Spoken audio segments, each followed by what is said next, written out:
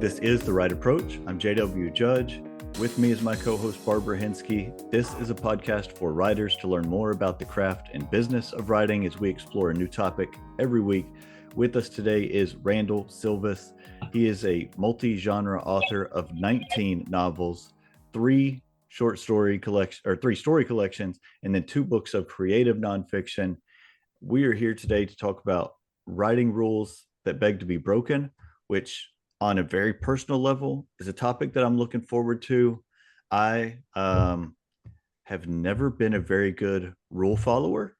And my wife is very much a rule follower. I'm a selective rule follower and have never liked being told what to do. In fact, the other day we were having a conversation where I was complaining about something at work, and she said, just so I understand, you don't like that your boss is trying to tell you how to do your job. Is that right? And I said, yeah, that sums it up pretty well. So, all right. Well, thank you for joining us. I'm looking forward to this. Thank you for inviting me. All right. So a lot of times with writing, we hear about things you should always do or never do. And whenever I hear those words, always and never, they immediately make me flinch. Yeah. Oh, I feel the same way. I've taught it in several MFA programs. And at lunchtime, I could hear the students saying, well, he said we have to put in this trope and we have to do this trope. And I just sit there and grimace because it's creative writing, folks. Be creative. Well, I always told them, if you want to do a conventional, if you want to follow the conventionals, you're only going to be a conventional writer. Who wants to be a conventional writer? Mm-hmm. Well, let's start with, I read an article that you wrote on Jane Friedman's website several months ago. And the first thing you started with was, as far as writing rules is never correct or rewrite until the whole thing is written. So tell us why that may not fit for everybody. Yeah. I forget which one that was in, that's in this new collection.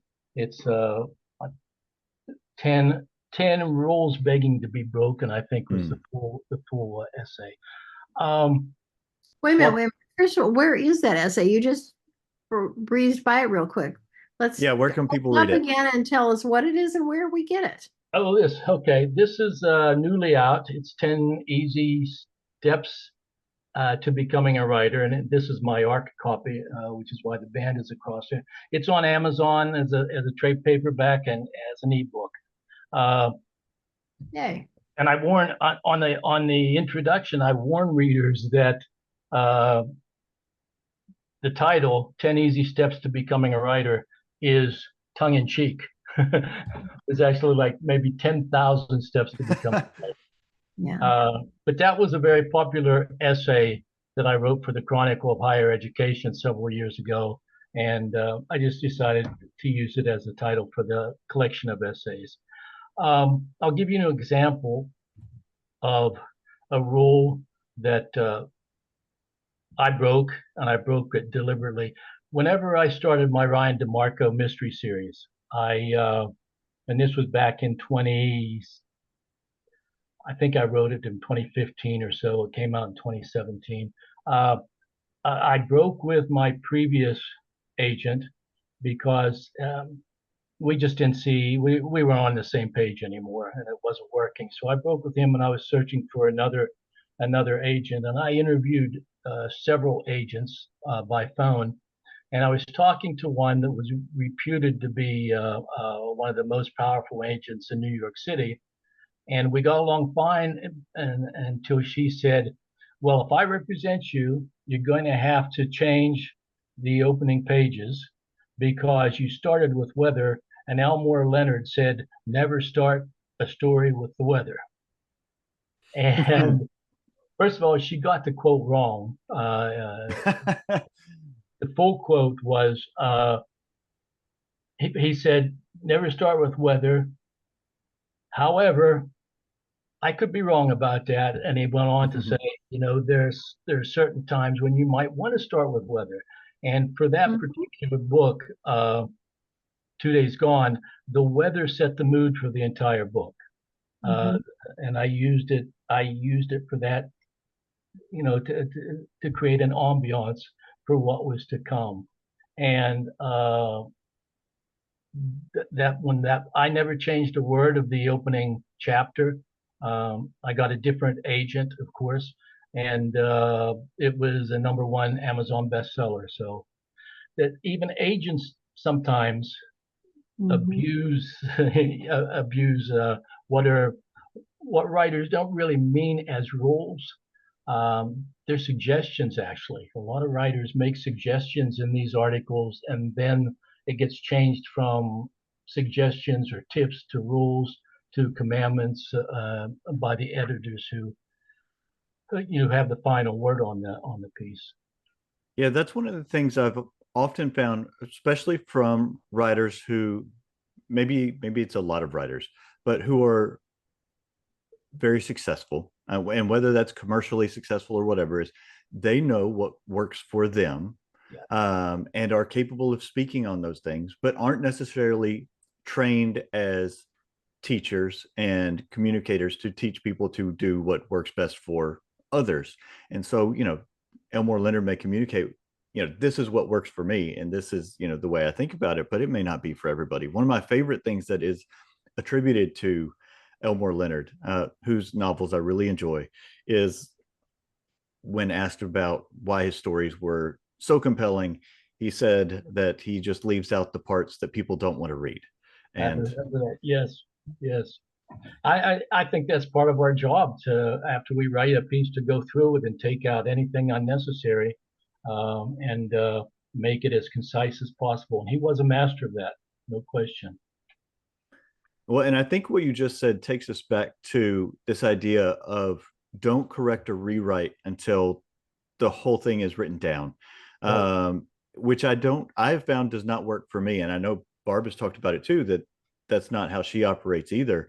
Because one of the things that I do is when I am writing and I get to a place where I'm stuck, which could be for a variety of reasons. Of maybe I know what I want to do next, but not how I want to go about it, Right. or for whatever reason, one of the things I will go back and do is just start editing, and not full blown revisions, just more of cursory stuff. Some of it's just line editing, even though I know it's way too soon for that, but it's just keeping me immersed in the story and keeping those wheels turning and the story percolating, while I figure out how to do it next. Um, and I think it's Dean Koontz. I think that's right.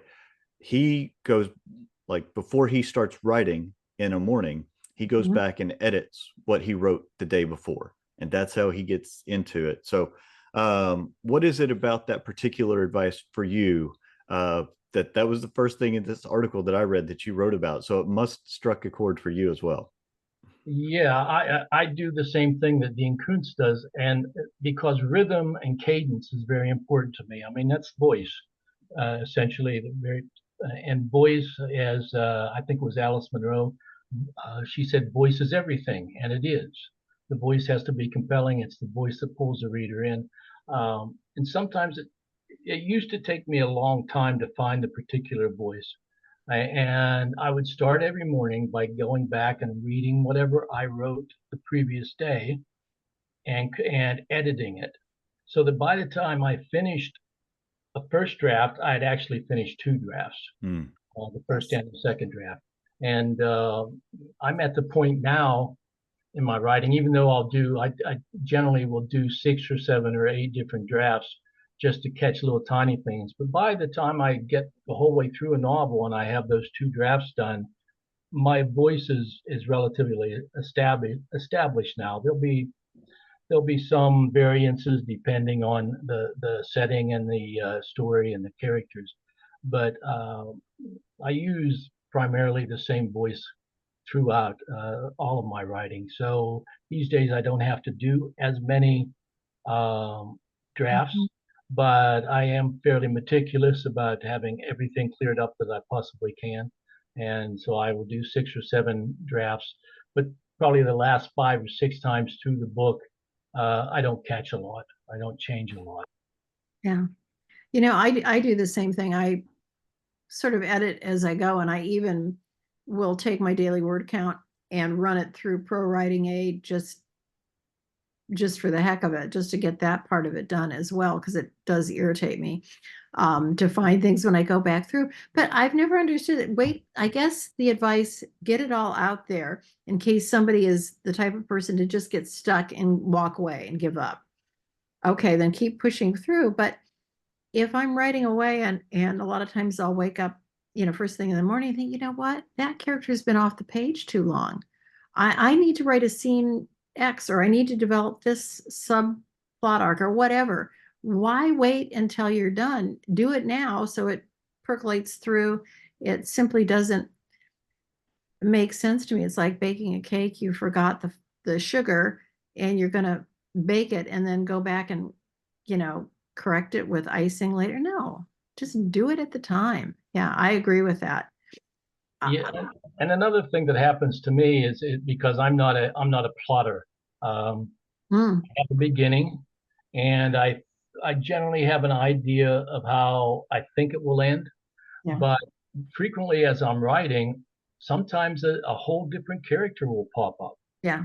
And it occurs to me, okay, I have to set this character up earlier in the novel. So maybe the next day, I do it fairly quickly after I make that realization, I'll go back in the novel and make adjustments and add that new character or that new situation, whatever it is. Because my writing style is very fluid. It changes, things change in the story. Like I said, I'm not a plotter. I have a friend who will spend a month plotting out every major beat in his novel, and I simply don't do that because I like the reading. Reading is for the reader a journey of discovery, and I like it to be a journey of discovery for me too. So uh, yeah, I will go back as often as necessary and do editing before I move forward. One of Are the you other going to thing, is one of yours show don't tell? Just I need to know this. Well, that's one of the rules that should be broken. Yes, show, Yes. yeah, because I mean, there has to be exposition. There has to be you have to be able to pull Right? things together, and you do that often with telling, not with showing. Huh. but Sometimes you need to just move it along. Yeah, yep, yeah. It's there's dramatization and there's summarization, and of course, dramatization is the heart and soul of fiction. But you need summary as well to move it along, to keep things keep the pace going. Yes. well, even just this morning, I went on a run before we started this and decided it was time to do a re-listen of the Harry Potter series. And so I started the first book on the run this morning, and it starts with exposition, or I guess the first chapter, much of it is exposition, and some of it is the narrator. And it's a middle grade book, and some of it is the narrator telling you things. But the biggest and most important heart of the exposition happens through a conversation between two characters. And it would have taken many chapters that Yeah, aren't necessary in the moment to show all of that. But sure. really, she's establishing the world that we're going to live in here. Yep. um and just let me tell you what you need to know right here, and then we can really get into it. And obviously it's Harry Potter, and it's certainly its own entity now. But it was such a well done of, let me do this in a page or two, what would otherwise take several chapters. Yes, yes. It's a summarization is an essential to good fiction, especially in longer fiction. Certainly, if you're writing a 10-page short story, you don't need as much of it. But Yeah, it's essential. And the problem is, and this mostly comes from high school teachers who have come across the quote, show, don't tell, uh, and who don't really understand the mechanics of writing, of creative writing. And they just repeat the quote, show, don't tell, show, don't tell. And it's a lot more nuanced than that. And Mhm. Well, yeah, just like don't start with the weather. yeah, Well, if it was a sunny day, has nothing to do with what's happening, then yes, don't start with it. But when the weather, like in your book, is in essence a character, or maybe is the antagonist, but is certainly a central theme in the book, then yes, start with it. Of course. yeah, I personally I love me. Weather is a character. yeah. Yes, I'm in for it. I'm there for you. I had the luxury of not learning creative writing. I never took any creative writing courses. And back back in the 90s, I wrote a lot of plays. And one particular man directed three of them. And he said to me, he said, Silvis, you break every rule in playwriting there is. He said, how do you do that? And I said, what are the rules? Because I didn't know. I knew that I loved Sam Shepard. I knew that I loved some other playwrights, but I never studied anything. I didn't learn what's supposed to happen where. The only sort of book information I got that was beneficial to me was Sid Field's paradigm of how to break down how to break down a screenplay. The first act is 30 minutes, the second one is 60 minutes, the final act is another 30 minutes, and certain things should happen at any particular time, reversals and so forth. But again, he knew that those were suggestions, and like when Aristotle devised the pyramid of narrative structure, he didn't make that up. He learned it from watching plays, and he saw that a good story followed a certain kind of pattern, and that's where the whole paradigm came from. It's just that too many people accept it as gospel and they don't want to veer from it, and so everything comes out the same. So, how has that informal education about writing and experience in doing it affected your approach to teaching in a more formal setting? I've told, and the places where I've taught don't particularly like this, but I talk about this in the book as well. Uh, I've said I think you can get a better education for a writer and for a human being if you take your $20,000 or $30,000 that you're paying for this MFA program, strap on a backpack, and go wander around through Europe. I said you're going to end up being a better human being. You're going to end up being more sensitive and more empathetic, and you're going to have a heck of a lot of stories to tell. And if you just sit in a classroom for the next year and a half, you're going to get basically what your instructors tell you and what a lot of other unpublished writers tell you, which is Mhm. which is the heart and soul of the writers workshop, is the heart and soul of almost all MFA programs. And why should you care what 11 other unpublished writers have to say? Because they're all coming from different backgrounds, they're coming from different preferences and biases, and there's really not going to be much of a consensus. uh, I I forget the guy's name now. He used to teach at the University of Pennsylvania, and he wrote books about finding happiness and finding contentment and so forth. And he said, never take advice from anyone who hasn't excelled at whatever your objective is. If you want to write mysteries, only take advice from people who are successful mystery writers. If you want to write fantasies and so forth, and that made an awful lot of sense to me. And it also spoke to my rebellious spirit, and so it's the way I've lived my career as a writer. But I think I think that that's makes so sense. smart. Yeah. Reading other authors in your genre that have been successful is a wonderful education to see what readers are responding to. Right. I mean, I was Yeah. never. It all depends on. I also tell my students, know what you want from your writing. Do you want to be a bestseller? Do you? And if so, then you need to look at the bestsellers and see what they're doing.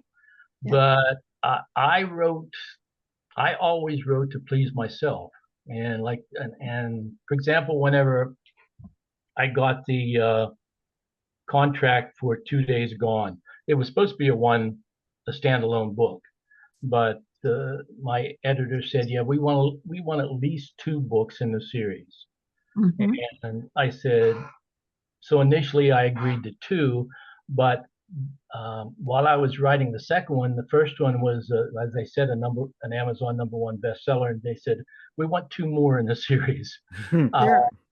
and I said, look, I don't like series because they just repeat the same thing over and over again, and frequently there's no growth to the character.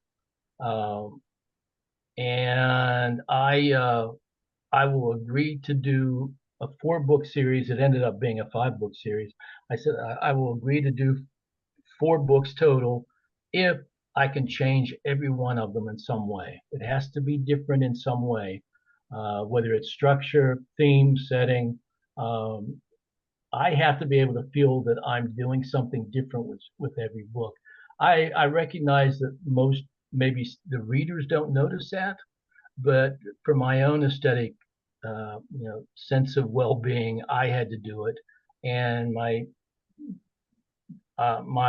editor graciously said, "Sure, yeah, that's okay. Do it. Write them the way you want to write them," and I did.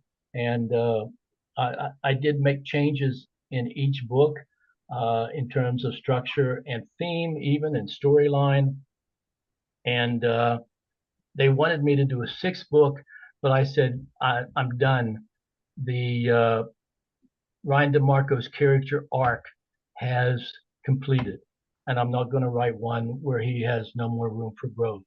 And so I did a standalone instead to fulfill the contract for the 6th book. I can absolutely recognize that in myself as well, because my first 3 books were a trilogy, but all of them were different subgenres within. They were all fantasy, but they were all different subgenres. Um, in part, because the story called for it in the way that it developed, but also because I didn't want to write the same book, with located in a different place or whatever. And then the 2 subsequent books that are out, and then the one I'm writing, none of them, I think you can all find my voice in all of them. You can find some similar themes in all of them. But they are such different stories, because I don't have any problem with folks who do want to tell the same story over and over, but I don't. So I Yeah, can really identify with that. yeah. I was blending genres before there was a term for it, and it's now a big thing. Uh, But my first mystery that I wrote was called An Occasional Hell, and I sent it to my agent, and he called me up. He said, "Look, this is too well written to be a mystery, and the plot's too strong for me to sell it as a literary novel, so I can't sell it because I have to categorize it." And I said, "It's a literary mystery," and he said, "There's no such thing." And I said, "That's why I wrote it." And that was back in the mid '80s. Uh, so And then I've always been trying to interject other genres into my writing. I think that goes back to something you said earlier about knowing what you're writing for. And you wrote it because that's the story you wanted to tell. But that doesn't always mean that it will be a commercial success, because it may be that the agent has a hard time selling the particular thing that you wanted to write. And Yeah. so you've got to know, and be able to appreciate your purpose for writing and knowing, what the end result may be. Yep, because the masses like the same thing again and again and again. There's no question about that, and that's fine if that's what you like. When my stand-up, my sixth book for source books came out, the standalone, uh, readers were confused. They didn't, and they weren't happy that it wasn't about Ryan DeMarco. But I knew that would happen. I expected that to happen. It was kind of a mystery with paranormal elements, but it was the book I wanted to write, and I'm happy with it. It didn't make me nearly as much money as the DeMarco series did, but that was okay. It was okay. I never entered into this profession to get rich because I read enough writers' biographies to know how difficult it is. And I was okay with that. I just wanted to do something that was artistically fulfilling for me. And, you know, so I've made some sacrifices and compromised in terms of finances primarily, but every one of the books has gotten a great deal of critical success. And because I started out as a literary writer with my first book, I kind of expected that that's the way it was going to be. That the critical success would far outrun the financial success.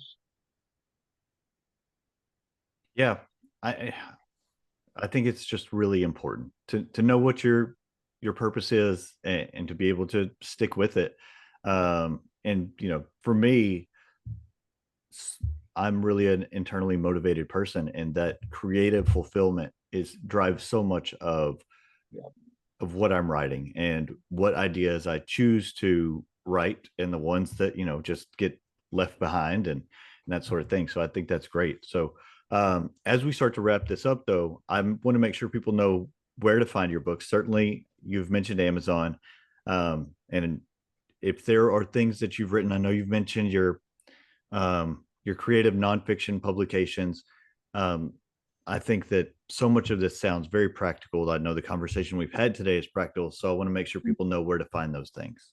Sure. The, the first 23 books should be available at just about any bookstore. I think a couple of them are out of print, but you can get they can get copies on eBay.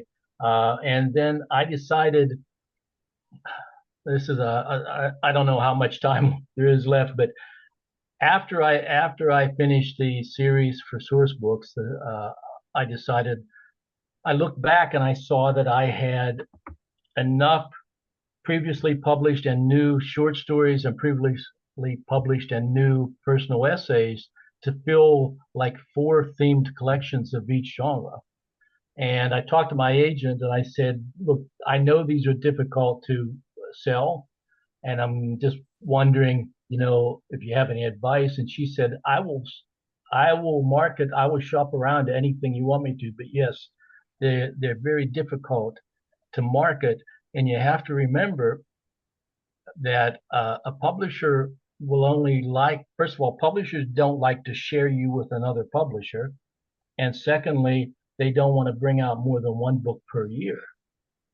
And I said, yeah, that's not going to work for me. And and she said, well, I've advised many of my more prolific writers to have 1 foot in the indie world and 1 foot in the traditional publishing world. And I thought, that's a great idea. I'm going to start my own legacy collection of all of these books because I want them all undercover, between, in cover, when my sons take over the literary estate, which could be tomorrow, which could be 20 years from now. But I certainly didn't have enough time to wait 10 or 15 years for traditional publishers to bring out all those books. Yeah. So that collection will be all on Amazon to begin with, in trade paperback and ebooks. But all of my previously books all were traditionally published, and you can find them just by Googling them on Amazon, Barnes and Noble, all of the booksellers. Well, and I think what you just talked about is something that we will continue to see more and more of. I know Barb and I both are independently published authors. That's the business decision that we made. But with folks like yourself who have a backlist and are looking at it and making business decisions about how to bring your books into the world, I think we'll continue to see people do what you have done. And there's no better example of this than what Brandon Sanderson did with Kickstarter last year or the year before. And not everybody's going to raise $30 million like he did, or whatever it was, but authors who are popular and are looking at, well, here's what the publisher is taking versus what I can do, on my own. I think that that's going to be an increasingly interesting decision that's going to have big effects around the market. So I appreciate you sharing, that part of your publishing journey as well. Yeah, and the other thing is financial, because if I'm going to continue to publish as an indie publisher, and I plan to, I can make 70% royalties, whereas with my traditionally published books, I made 8 to 10% royalties, sometimes as little as $1.50 for a trade paperback, and 15% of that went to my agent. So yeah, it's a big difference. But my problem right now is promoting. I'm not a good self-promoter. I'm uncomfortable doing it, but it's a necessity, and I have to teach myself how to do it better than I'm doing it right now. Talking to people like you helps a lot, and I appreciate that. Absolutely, and we appreciate your time. I've really enjoyed this conversation, and I can't wait to share it with folks. Thank you. Thank you very much. Good luck to both of you. Thank you. You too. It's glad you're in the indie pool. It's wonderful in here. You'll get the marketing stuff. I hope so. I get a brain fog usually when I start thinking about it. You know what? You'll get to the point. You'll learn it yourself, and then you'll get to the point